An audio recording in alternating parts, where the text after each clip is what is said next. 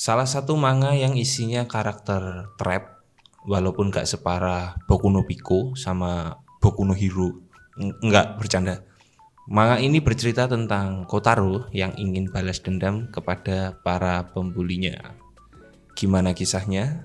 Kenalin, nama saya Pulse. Saya bukan mangaka, manga art, apalagi pemain book. Di sini saya mau menceritakan manga yang berjudul When Trying to Get Back at the Hometown Bullies, Another Battle Began. Panjang banget ya.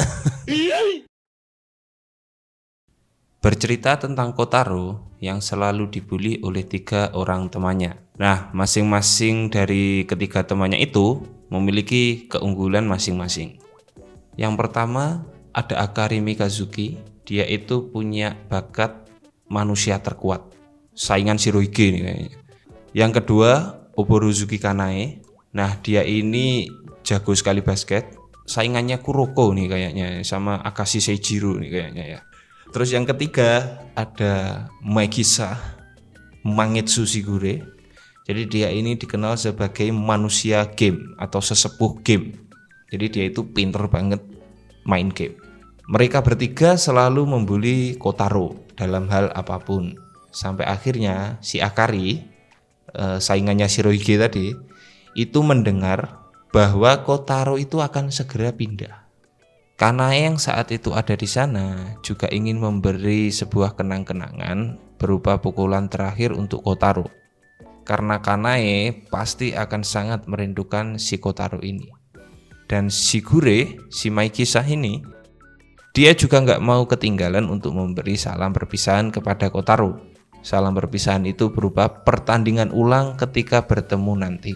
Karena dari 100 pertandingan, 100 kekalahan juga yang diterima oleh si Kotaro. Jadi dia itu nggak pernah menang melawan si Mangetsu Shigure. Nah, di tengah-tengah obrolan mereka, muncullah tetangga si Kotaro yang bernama Mizuki-san. Mizuki-san memperingatkan mereka untuk tidak membuli Kotaro. Kehadiran Mizuki-san yang membela Kotaro ini malah menjadikan Kotaro merasa sangat menyedihkan. Karena Kotaro merasa selalu bergantung kepada sosok yang ia kira wanita ini. Sumpah, kalian harus kasih fokus ke karakter ini ya guys ya. Ingat namanya, Mizuki-san. Oke, lanjut. Kotaro pun berjanji kepada para pembulinya. Dia akan melakukan yang terbaik dan akan menghajar mereka dengan 1 pukulan. Dan dia juga berjanji kepada Mizuki-san bahwa dia tidak akan kalah lagi saat dia itu lebih tinggi dan lebih kuat dari si Mizuki-san. Kenapa kok Kotaro pengen balas dendam dengan cara seperti itu? Ya karena dia berpikir bahwa yang membuli dia itu seorang cowok ya guys ya. Jadi dia pingin menyelesaikan masalahnya ini dengan para pembulinya ya dengan cara cowok juga. Makanya ada kata-kata 1 pukulan itu tadi. Nah, 5 tahun kemudian si Kotaro ini kembali lagi setelah cukup lama ia di kota Tokyo. Jadi dia itu pindah ke Tokyo itu ngikut orang tuanya ya guys ya. Dia memasuki sekolah yang para pembulinya dulu tempati. Dia berniat untuk menunjukkan seberapa banyak ia meningkat dan seberapa tangguh dia sekarang. Nah, di saat dia sedang mencari-cari nih, tiba-tiba Kotaro itu dikejutkan dengan cewek yang menepuk pundaknya dan langsung menyentuh pipinya. Pipinya bukan titiknya, bukan ya. Cewek itu berkata bahwa dia senang bisa menemukan Kotaro karena guru memberitahunya bahwa Kotaro itu mendapat nilai sempurna di ujian transfer ya. Nah, Kotaro yang mendapat pujian dari cewek yang cantik, otomatis si Kotaro sedikit assaulting ya. Di tengah-tengah ia assaulting nih, nah ini tiba-tiba cewek itu langsung menarik lengannya Kotaro. Jadi belum apa-apa Kotaro langsung ditarik. Set. Kotaro yang sedang ditarik nih ya lengannya, ia merasa ada sesuatu yang aneh di perut cewek itu. Kayak keras-keras gitu ya. Ingat, ini di perut ya. Ini di perut, bukan di neneknya bukan ya. Tiba-tiba si cewek itu membuka seragamnya dong. Kotaro terkejut bingung karena yang menariknya itu adalah seorang cewek suspek.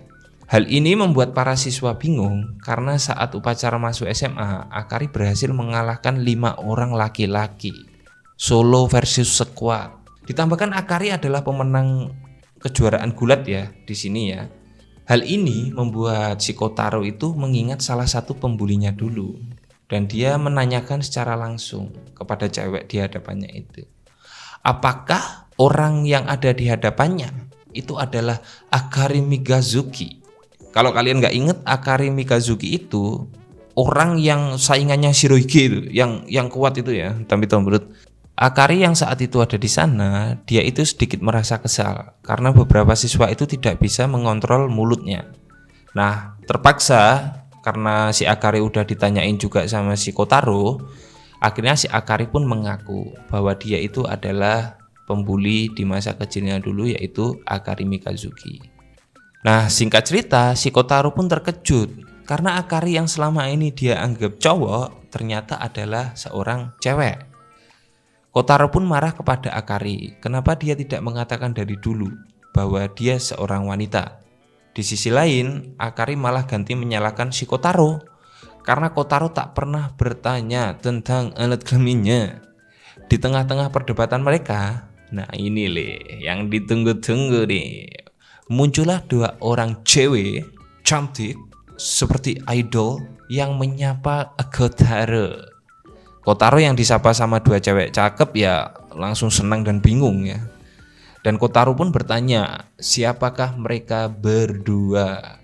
Dan ya, seperti yang kalian tebak guys, mereka berdua adalah Oborozuki Kanae, si jago basket, dan juga si gamer cantik Maikisa Mangetsu Shigure. Hal ini membuat Kotaro semakin terkejut karena dia tidak menyangka bahwa para pembulinya dulu itu adalah seorang wanita semua ya guys. Posisi sekarang si Kotaro itu sudah tahu ya bahwasanya yang ngebully dia dulu itu ya cewek semua. Dia taunya ya waktu SMA ini. Di tengah-tengah kebingungan mereka berempat, muncul satu guru tampan, sensei ya ini ya. Langsung dong si guru ganteng ini nyapa Kotaro. Nah, Kotaro sontak bingung. Bagaimana bisa guru tampan ini menyapanya dan kayak udah kenal lama gitu. Dan guru itu tanya ke Kotaro apakah dia melupakannya. Si Kotaro yang masih kebingungan berusaha mengingat wajah itu. Dan seperti kalian tebak ya, guru tampan itu memperkenalkan dirinya. Dia adalah Mizuki-san dong. Dia ini astagfirullah, yang tak lain dan tak bukan adalah tetangga Kotaro yang membelanya saat ia dibully dulu ya. Lemes aku cik. Kotaro yang mengetahui itu super terkejut pastinya karena dia mengira Mizuki-san itu adalah seorang wanita. Dan di sini dia mengaku kalau dia lanang.